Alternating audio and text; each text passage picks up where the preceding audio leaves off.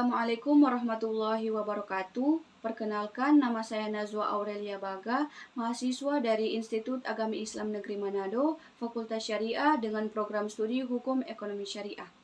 Nah, dalam video kali ini saya akan menjelaskan sedikit teori tentang kafalah.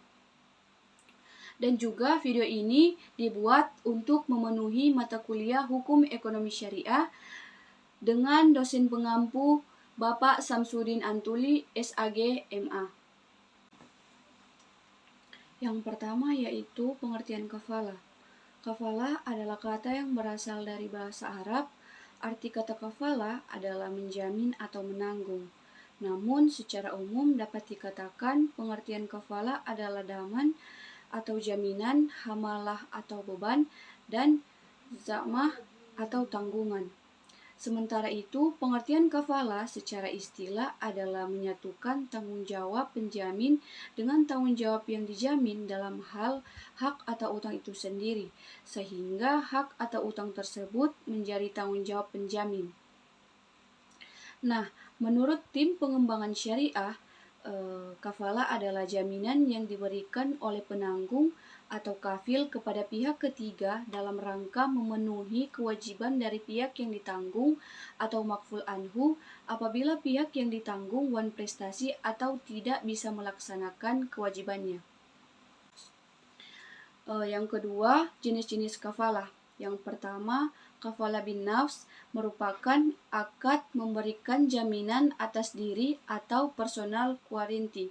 Sebagai contoh dalam praktik perbankan untuk bentuk kafalah bin nafs ini adalah seseorang nasabah yang mendapat pembiayaan dengan jaminan nama baik dan ketokohan seseorang atau pemuka masyarakat, walaupun bank secara fisik tidak memegang barang apapun, tetapi bank berharap toko tersebut dapat mengusahakan pembayaran ketika nasabah yang dibiayai mengalami kesulitan.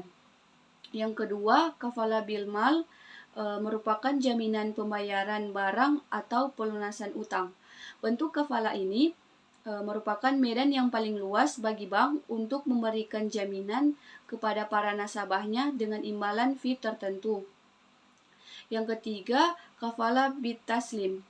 Jenis kafalah ini biasa dilakukan untuk menjamin pengembalian atas barang yang disewa pada waktu masa sewa berakhir. Jenis jaminan ini dapat dilaksanakan oleh bank untuk kepentingan nasabahnya dalam bentuk kerjasama dengan perusahaan penyewaan atau leasing. Jaminan pembayaran bagi bank dapat berupa deposit atau tabungan, dan bank dapat membebankan uang jasa fee kepada nasabah itu. Yang keempat, kafalah al-munajazah merupakan jaminan mutlak yang tidak dapat dibatasi oleh jangka waktu dan untuk kepentingan atau tujuan tertentu. Salah satu bentuk kafalah al-munajazah adalah pemberian jaminan dalam bentuk performance bonds atau jaminan prestasi. Suatu hal yang lazim di kalangan perbankan dalam hal sesuai dengan bentuk akad ini. Yang kelima, kafalah al-mu'alakah.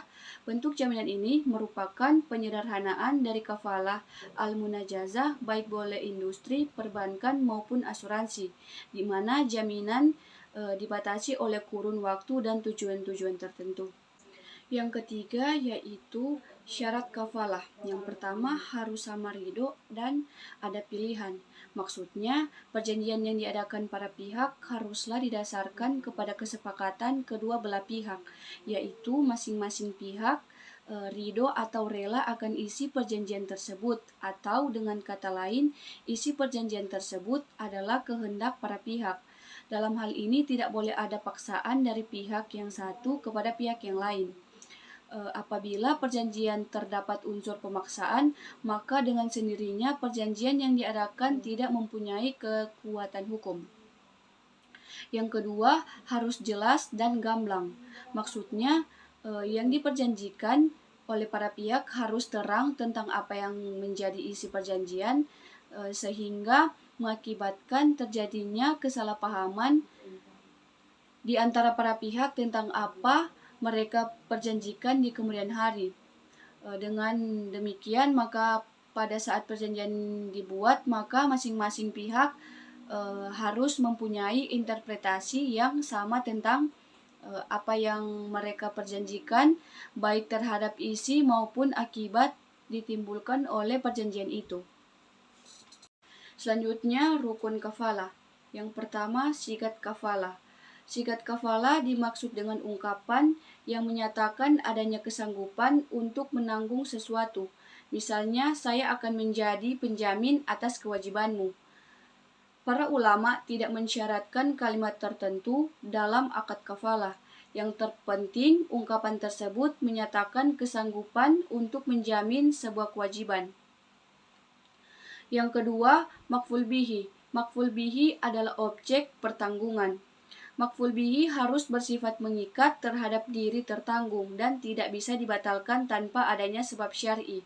Yang ketiga, kafil atau penjamin.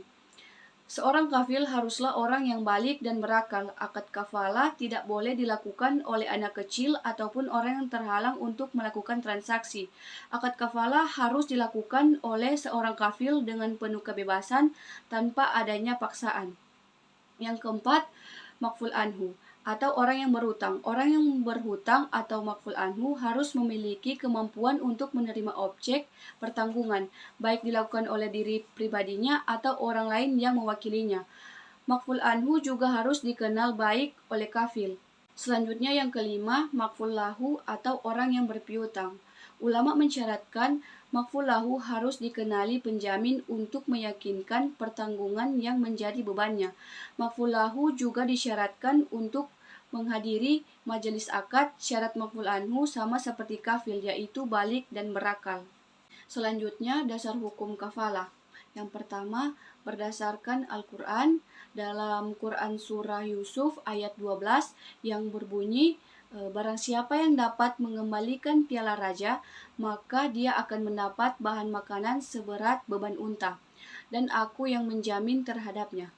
Berdasarkan ayat tersebut, dapat disimpulkan bahwa kafalah itu sudah ada pada masa Nabi Yusuf alaihissalam, yang dikiaskan sebagai jaminan yang diberikan kepada raja oleh rakyatnya yang apabila dapat mengembalikan piala raja. Hal ini berarti bahwa kafalah itu memiliki maslahat yang sangat besar bagi kita karena dapat saling tolong-menolong terhadap orang yang membutuhkannya. Yang kedua, berdasarkan hadis, yaitu bahwa Nabi Muhammad SAW tidak mau sholat mayit pada mayit yang masih punya utang. Maka berkata Abu Qatadah, "Sholatlah atasnya ya Rasulullah, saya akan menanggung utangnya." Kemudian Nabi menalatinya. Riwayat Bukhari.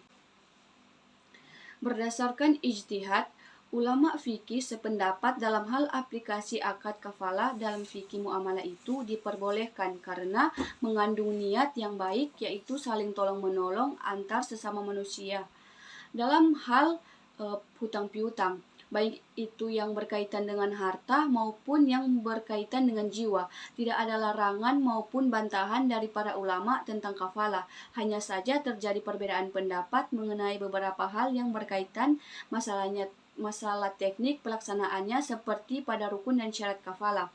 Menurut Abu Hanifah, dalam pelaksanaan kafalah itu harus ada pengambilalihan tanggung jawab oleh yang menanggung dan pernyataan penyerahan tanggung jawab oleh yang ditanggung. Sedangkan menurut Imam Abu Yusuf, murid dari Abu Hanifah sendiri, mengemukakan bahwa kafalah cukup dengan pernyataan pengambilalihan tanggung jawab saja.